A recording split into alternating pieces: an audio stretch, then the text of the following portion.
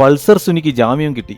ഒരു കേസിൽ വിചാരണ തടവുകാരനായി 7 വർഷത്തോളം ഒരു പ്രതി കഴിയുക എന്നത് നിയമവ്യവസ്ഥയിൽ അത്ര കണ്ട് കാണാൻ സാധിക്കാത്ത കാര്യമാണ്. അതുകൊണ്ട് തന്നെ അങ്ങനെ ഒരു കാര്യം നോക്കിയാൽ പൾസർ സുനിക്ക് ജാമ്യം കിട്ടിയതിനകത്ത് അസ്വാഭാവികമായി ഒന്നുമില്ല. എന്നാൽ പൾസർ സുനിക്ക് വേണ്ടി ഇത്രത്തോളം കാശൊക്കെ മുടക്കുന്നത് ആരാണ്? ലക്ഷങ്ങൾ ചിലവാക്കി സുപ്രീം കോടതിയിലും ഹൈക്കോടതികളിലും വീണ്ടും വീണ്ടും ജാമ്യാപേക്ഷ നൽകുന്ന ആരാണ്? പൾസർ സുനിക്ക് വേണ്ടി ലക്ഷങ്ങൾ വാരി വിതറി നീതിപീഠത്തിന് മുന്നിൽ വീണ്ടും വീണ്ടും കയറിയിറങ്ങി ജാമ്യം നേടിക്കൊടുത്ത ആ ദിവ്യൻ ആരാണ്? പൾസർ സുനിയെ ഇറക്കിക്കഴിഞ്ഞാൽ എന്താണ് ആ വ്യക്തിക്ക് നേടാനുള്ളത്? മലയാളക്കര ഒന്നടങ്കം ചോദിക്കുന്ന ഈ ചോദ്യമാണ് ഇന്ന് RR ടോക്സ് കൈകാര്യം ചെയ്യുന്നത്. RR ടോക്സിലേക്ക് എല്ലാവർക്കും സ്വാഗതം. വീഡിയോ ഇഷ്ടപ്പെട്ടാൽ ദയവായി ചാനൽ സബ്സ്ക്രൈബ് ചെയ്യാനും വീഡിയോ ലൈക്ക് ചെയ്യാനും കമന്റ് ചെയ്യാനും ഷെയർ ചെയ്യാനും മറക്കരുത്. ഇന്ത്യൻ നീതിന്യായ ചരിത്രത്തിൽ മറ്റൊരു കേസിലും കാണാത്തതുപോലെയുള്ള അനിതര സാധാരണമായ നടപടിക്രമങ്ങളാണ് പൾസർ സുനി ഒന്നാം പ്രതിയായുള്ള ഈ കേസിൽ കാണുന്നത്. 87 ദിവസമെടുത്താണ് അന്വേഷണ ഉദ്യോഗസ്ഥനെ വിചാരണ ചെയ്തത്. അതേപോലെ തന്നെ 46ഓളം ദിവസം നീണ്ടുനിന്ന വിചാരണയായിരുന്നു ബാലചന്ദ്രകുമാർ എന്ന സാക്ഷിയെ വിചാരണ ചെയ്യാനായി.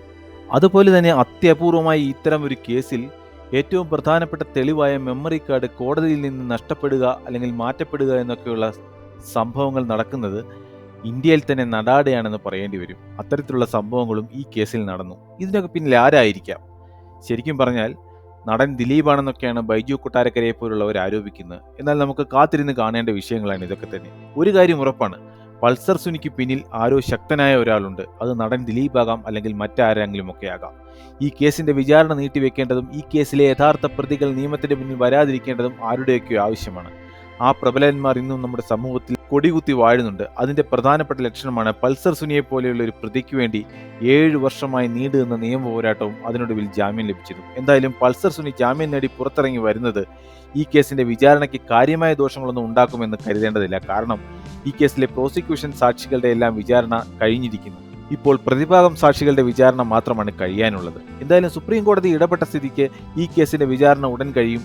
യഥാർത്ഥത്തിലുള്ള പ്രതികൾ ശിക്ഷ വാങ്ങിക്കും എന്ന് തന്നെ നമുക്ക് കാണാം. എന്തായാലും ഈ കേസിൽ അതിജീവിതയ്ക്ക് നീതി ലഭിക്കണമെങ്കിൽ ഈ കേസിലെ യഥാർത്ഥ പ്രതികൾക്ക് നിയമം അനുശാസിക്കുന്ന പരമാവധി ശിക്ഷ ലഭിക്കേണ്ടത് അത്യാവശ്യമാണ്. കാരണം ഒരു സ്ത്രീയുടെ സുരക്ഷിതത്വം ഒരു നിയമവ്യവസ്ഥയുടെയോ പോലീസിന്റെയോ മാത്രം ഉത്തരവാദിത്തമല്ല, ഒരു സമൂഹത്തിന് മൊത്തം ഉത്തരവാദിത്തമാണ് എന്ന സത്യം നിലനിൽക്കുന്നു. യഥാർത്ഥ പ്രതികൾക്ക് ശിക്ഷ ലഭിക്കട്ടെ എന്ന് പ്രാർത്ഥിച്ചുകൊണ്ട് തൽക്കാലം നിർത്തുന്നു. നന്ദി, നമസ്കാരം.